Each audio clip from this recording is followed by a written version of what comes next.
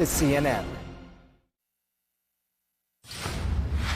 Republican Senator James Lankford is now facing some backlash in his home state of Oklahoma for changing his mind, or at least his tune, and in his response to what he did previously, which was to vote and to certify President Biden's win in the 2020 election. This is, of course, after the pro-Trump mob breached the Capitol on January 6th. Our Lauren Fox is with me now. Lauren, I want to be clear. It's not that he is, saying that he would have done differently. It's important that he voted to certify the election. But you spoke with him, and he seems to be changing his tune a bit on the bigger picture here. What can you tell us?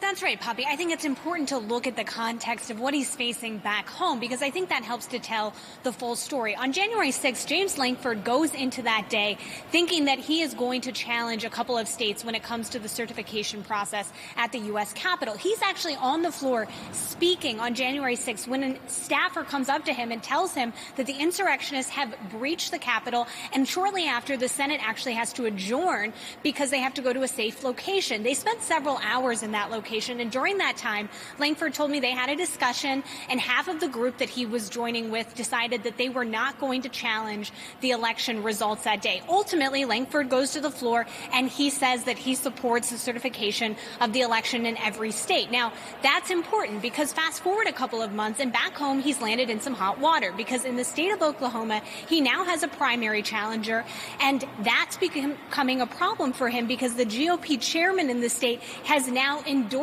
that primary challenger. He also hasn't gotten the endorsement of former President Donald Trump. And here's why that matters, because even though Lankford says he doesn't regret his vote and he does view Joe Biden as the constitutionally elected president, he did tell me he had some concerns about the election. Here's what he told me.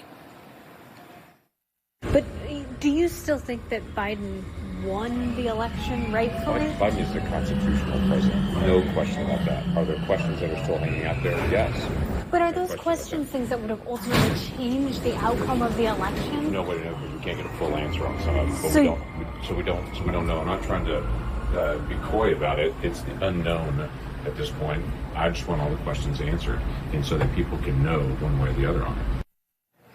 And Lankford seems to be trying to kind of straddle the line there. I asked him, has he asked Donald Trump for his endorsement? He said he didn't want to get into what he had requested or hadn't requested. And when I asked him earlier if he thought that Donald Trump's endorsement would be important for his race, he said he'd take it if he could get it. Poppy. Lauren, thank you for that reporting. Clearly going after the answers there.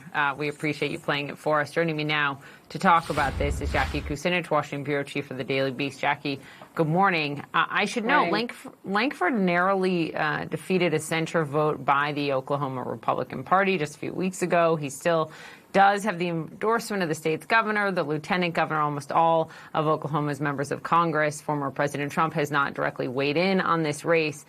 But given what we're seeing and given that answer he just gave to Lauren, how much danger do you think he is in possibly of losing his seat? So our reporter, Sam Brody, reported a couple weeks ago that as you stated, the Oklahoma kind of party apparatus, other than the actual party itself, has congealed around James Lankford right now.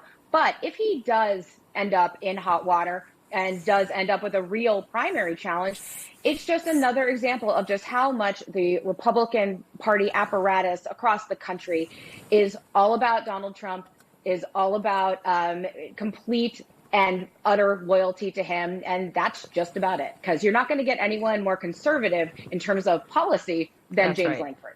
Well, right. It's sort of similar to Liz Cheney. Look at our conservative voting record. But still, when she speaks the truth on things, look what the backlash is from some in her party. Let's turn to infrastructure,